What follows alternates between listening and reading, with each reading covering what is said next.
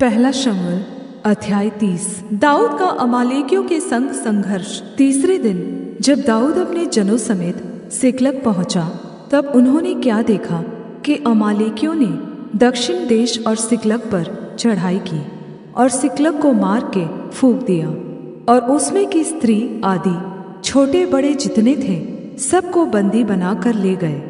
उन्होंने किसी को मार तो नहीं डाला, परंतु सभी को लेकर अपना मार्ग लिया। इसलिए जब दाऊद अपने जनों समेत उस नगर में पहुंचा, तब नगर तो जला पड़ा था और स्त्रियां और बेटे बेटियां बंधुआई में चली गई थी। तब दाऊद और वे लोग जो उसके साथ थे चिल्लाकर इतना रोए कि फिर उनमें रोने की शक्ति न रही। दाऊद की दोनों स्त्रियां यिज्रेली अहीनोअम और कर्मेली नाबाल की स्त्री अबीगैल बंदी बना ली गई थी।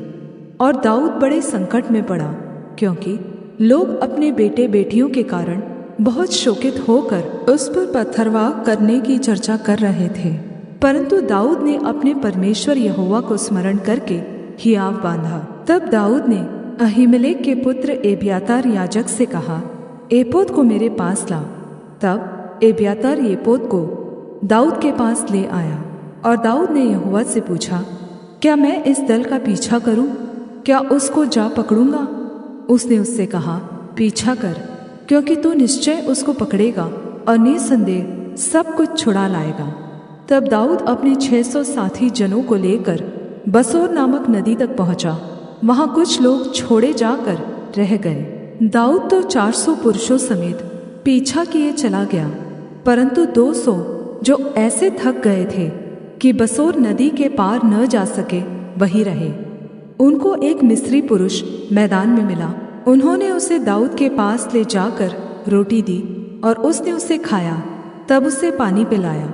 फिर उन्होंने उसको अंजीर की टिकिया का एक टुकड़ा और 2 गुच्छे किशमिश दिए, और जब उसने खाया तब उसके जी में जी आया।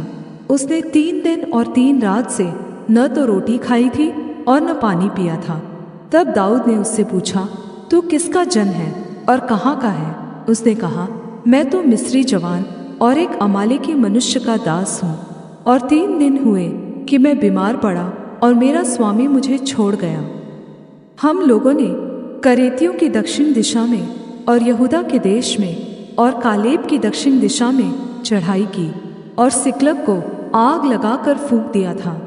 दाऊद ने उससे पूछा, क्या तू मुझे उस दल के पास पहुँचा देगा? उसने कहा, मुझसे परमेश्वर की यह शपथ खा कि तू मुझे न तो प्राण से मारेगा और न मेरे स्वामी के हाथ कर देगा, तब मैं तुझे उस दल के पास पहुंचा दूंगा।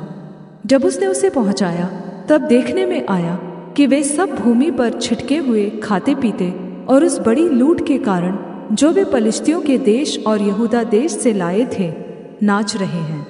इसलिए दाऊद उन्हें रात के पहले पहर से लेकर दूसरे दिन की सांझ तक मारता रहा, यहाँ तक कि 400 जवानों को छोड़ जो ऊँटों पर चढ़कर भाग गए, उनमें से एक भी मनुष्य न बचा। और जो कुछ अमालेकी ले गए थे वह सब दाऊद ने छुड़ाया, और दाऊद ने अपनी दोनों स्त्रियों को भी छुड़ा लिया।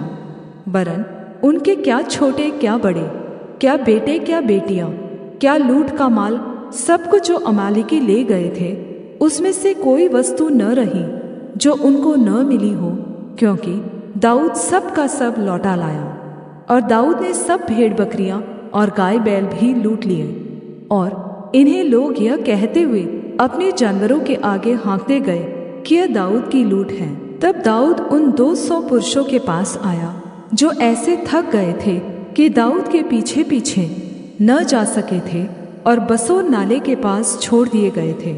और वे दाऊद से और उसके संग के लोगों से मिलने को चले, और दाऊद ने उनके पास पहुंचकर उनका कुशल क्षेम पूछा। तब उन लोगों में से जो दाऊद के संग गए थे सब दुष्ट और ओछे लोगों ने कहा, ये लोग हमारे साथ नहीं चले थे, इस कारण हम उन्हें अपने छुड़ाए हुए लूट के माल में से कुछ न देंगे, केवल एक एक मनुष्य को उसकी स्त्री और बाल बच्चे देंगे कि वे उन्हें लेकर चले जाएं।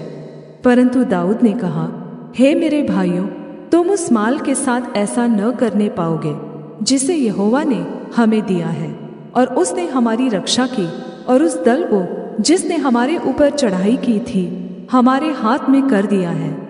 और इस विषय में तुम्हारी कौन सुनेगा?